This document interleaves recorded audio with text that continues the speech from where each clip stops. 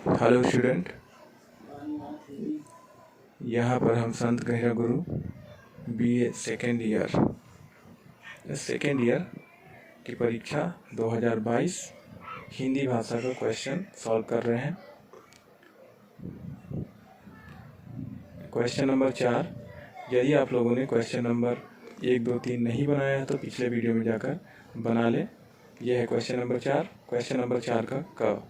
Doctor Khubchand Baghel के व्यक्तित्व पर प्रकाश डालिए। तो ये क्वेश्चन है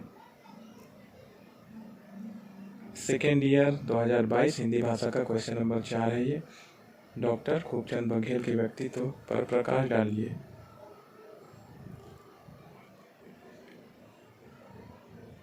यदि आप सारे क्वेश्चन पीडीएफ के माध्यम से प्राप्त करना चाहते हैं तो नीचे डिस्क्रिप्शन बॉक्स में टेलीग्राम का लिंक दिया है, उस चैनल को जाके फॉलो करें।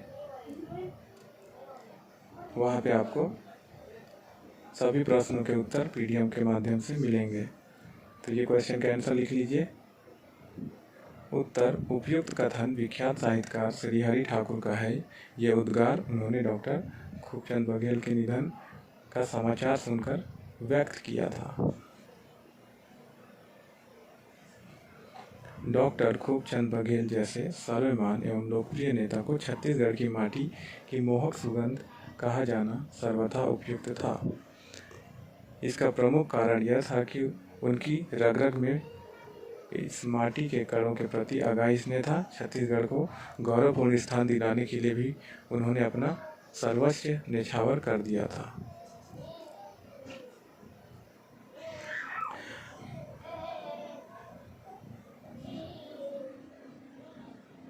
वीडियो आगे बढ़ जाए तो पॉज करके आंसर लिखें और बाद में प्ले करते हुए फिर से वीडियो आगे बढ़ाएं।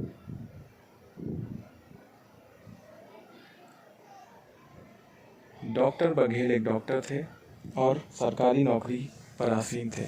यदि वह चाहते तो अपने पेशे में महारत हासिल कर सकते थे और पर्याप्त धन ऐश्वर्य प्राप्त करके सुखमय जीवन व्यतीत कर सकते थे, परंतु उनके हृदय में छत्तीसगढ़ का शोषण एवं दमन देखकर विद्रोह की अग्नि सुलग रही थी।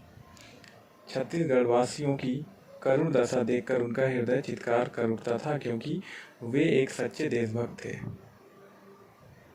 इसलिए सन 1930 में महात्मा गांधी ने जब नमक सत्याग्रह छेड़कर देश के 9 युवकों को स्वतंत्रता के अग्निकुंड में कूद पड़ने के लिए आह्वान किया तो वे सरकारी नौकरी व सुख सुविधाओं को त्याग कर आंदोलन में कूद पड़े।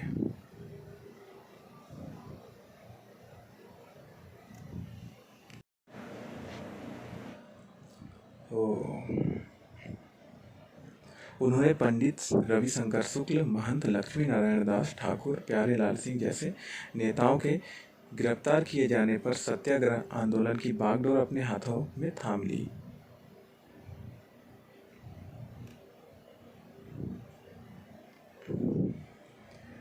डॉक्टर बघेल ने इसके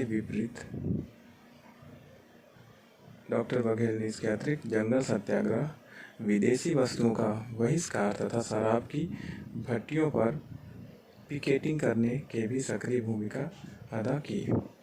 आज़ादी के आंदोलन में भाग लेने के कारण उन्हें ब्रिटिश सरकार का कोपभाजन होना पड़ा तथा 3 बार कैद की सजा सुनाई गई और वहां कारागार में कठोर यातनाएं सहनी पड़ी।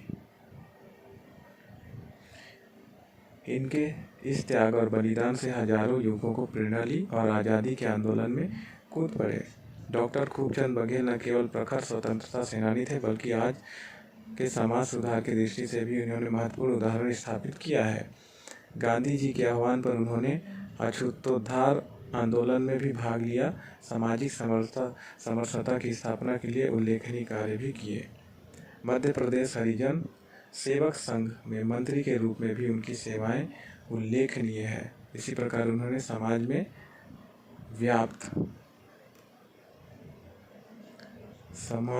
व्याप्त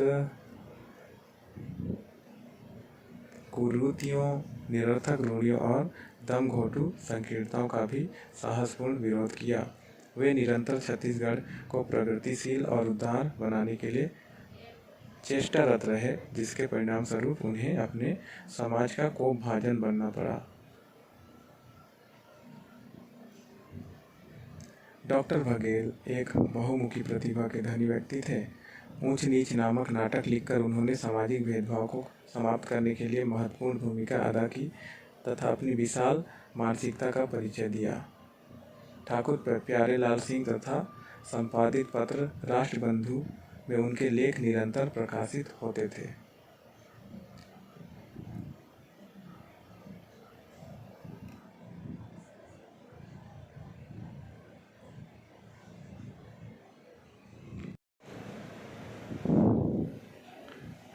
डॉक्टर बघेल एक आध्यात्मिक व्यक्ति थे। उनकी दिनचर्या अत्यंत व्यवस्थित थी। वे नियम से प्रातः 4 बजे उठ जाते थे। कुछ समय ईश्वर चिंतन में व्यतीत करने के बाद वे अध्ययन, मनन और लेखन में लग जाते थे। उन्होंने अपने जीवन के प्रत्येक क्षण का सही सदुपयोग कर युवकों के सामने एक आदर्श स्थापित किया था।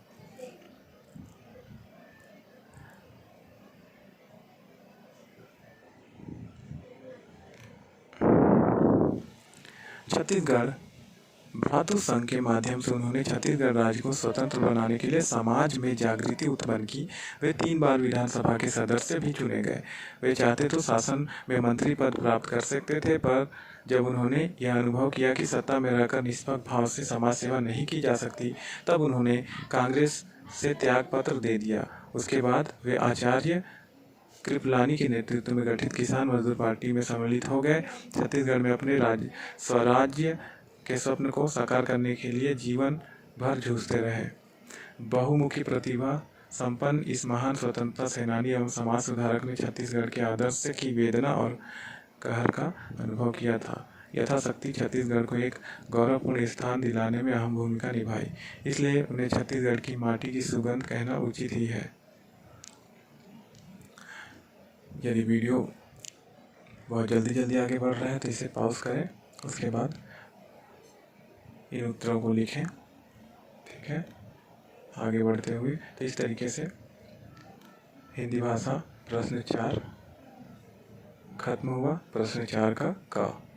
ठीक है, यदि आप इस YouTube चैनल पर पहली बार आए हैं तो इसे सब्सक्राइब जरूर करें, लाइक भी करें और कमेंट के माध्यम से बताएं आपको यह जानकारी कैसा लगा। यदि आप किसी और प्रश्न का उत्तर पाना चाहते हैं तो कमेंट सेक्शन में ज़रूर बताएं और इसे जितना ज़्यादा हो लोगों तक पहुंचाएं। धन्यवाद।